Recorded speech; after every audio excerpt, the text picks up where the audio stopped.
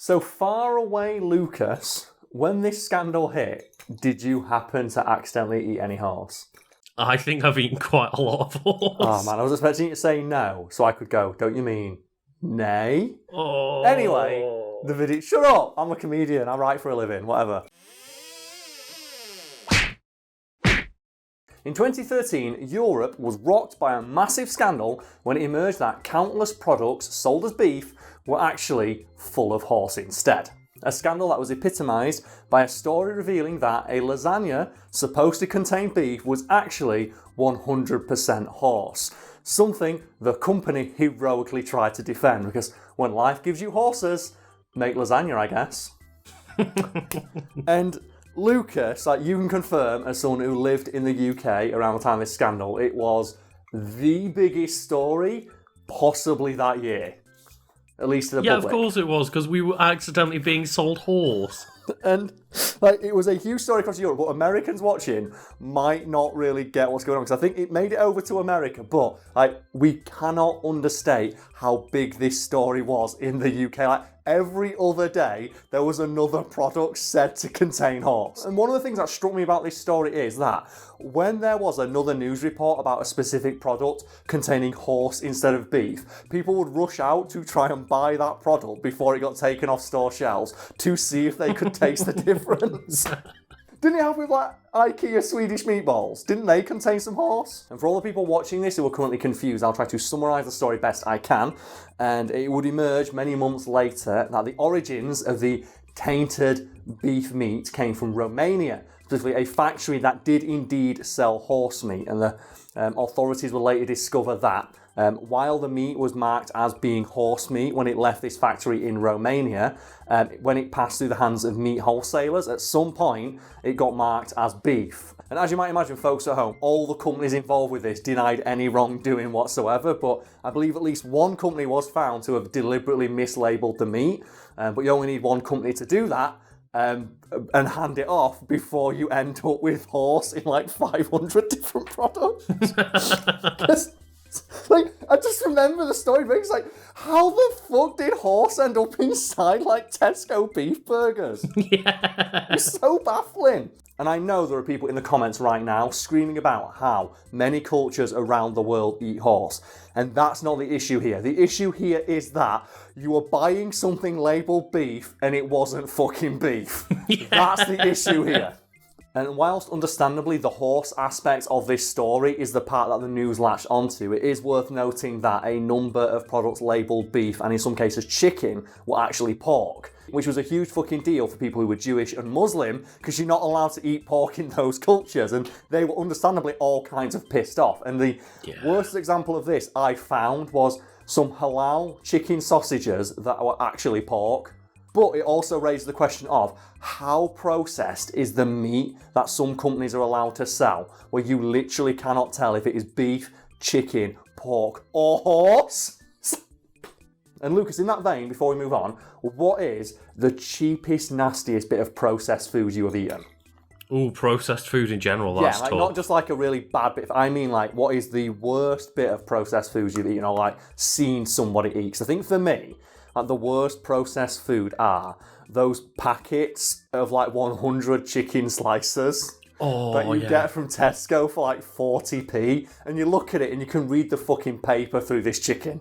I can't even remember what the name of the ham is called, but it's that bear-shaped ham. Is it like Billy Bear ham? Oh, Billy Bear ham. I was about to mention Billy Bear ham. Like, that is not any meat known to man. It's bear meat, Karl. It's just like, if people don't know what Billy Bear meat is, here's some Billy Bear meat. It's like, you look at it and it looks awful. But when you're a kid, that's the best shit ever, and you poke out its eyes with your fingers. Do you remember doing that?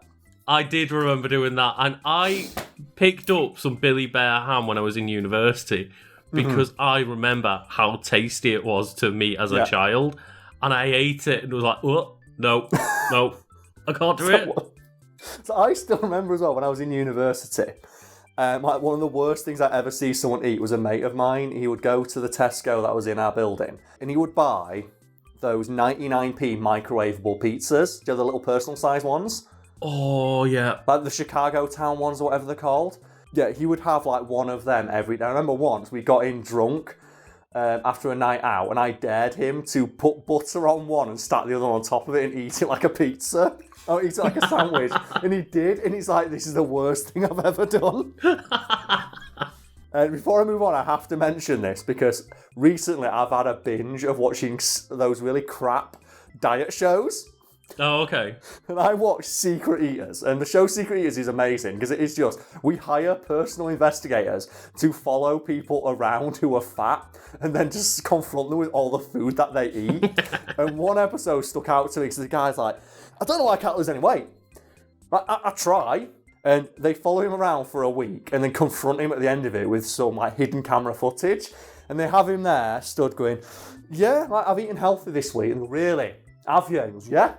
Lots of salad, all that stuff. Well, here's some footage that might surprise you. It's the footage of him sneaking out, like, after work, going to a shop, buying a pie, and then putting the pie on bread and having a pie sandwich.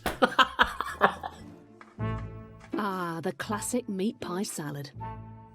Oh! Oh! And it's just... And he's there like, I don't know why I'm fat. As footage of him eating a pie sandwich is playing on the screen.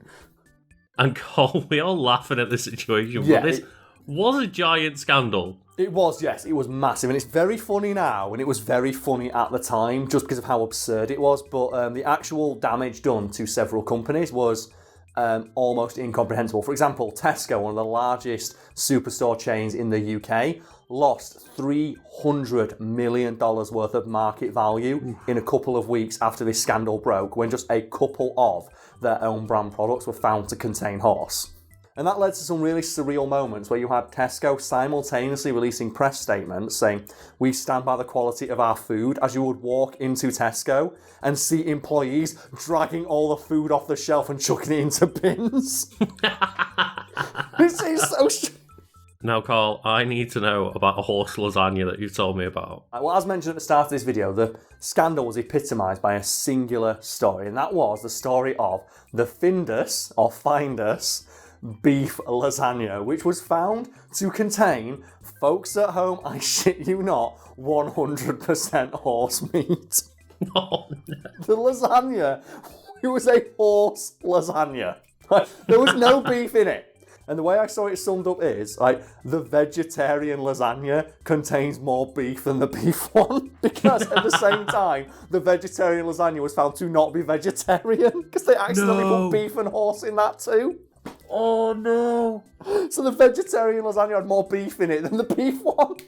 As mentioned, this was a huge blow to a lot of companies. Like, one of the biggest superstores in the UK lost over $250 million in market value. But Findus were having none of that. And when the company was reached out to by news agencies for comment, they responded, I shit you not, we do not believe this to be a public health issue.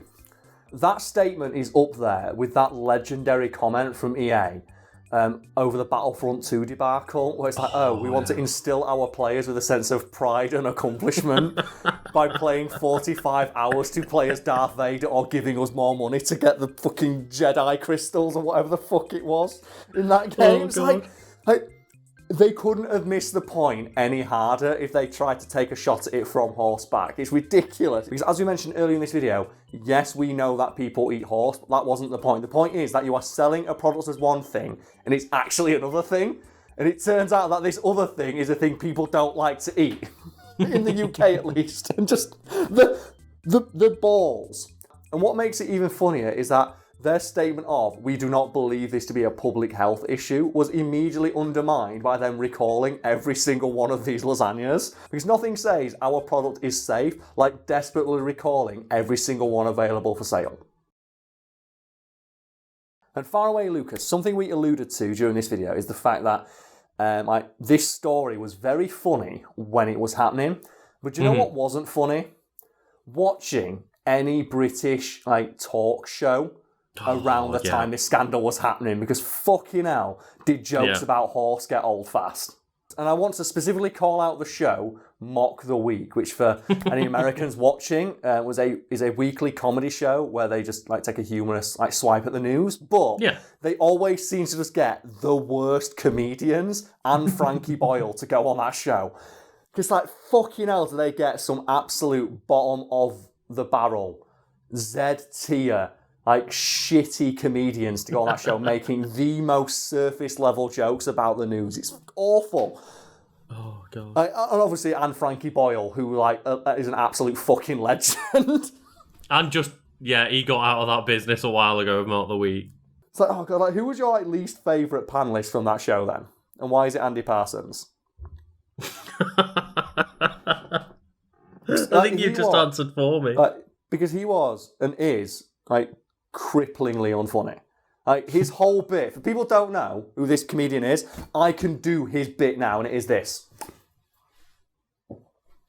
And for Lucas, who's far away, all I did is stand there, like, purse my lips, and just look around confused. Well, that's the thing is, I can't see you, and I know exactly what you just did. That's all he does. He's not funny. And he was, like, a regular panellist on the show. I love that. Have you watched any of the latest episodes of it? I haven't watched it in about 10 years. I recommend that you do so just out of a sense of morbid curiosity to see how much Hugh Dennis has checked the fuck out. Like, he looks like he's drunk in every single episode because he just doesn't care anymore. So bad. Fuck that show.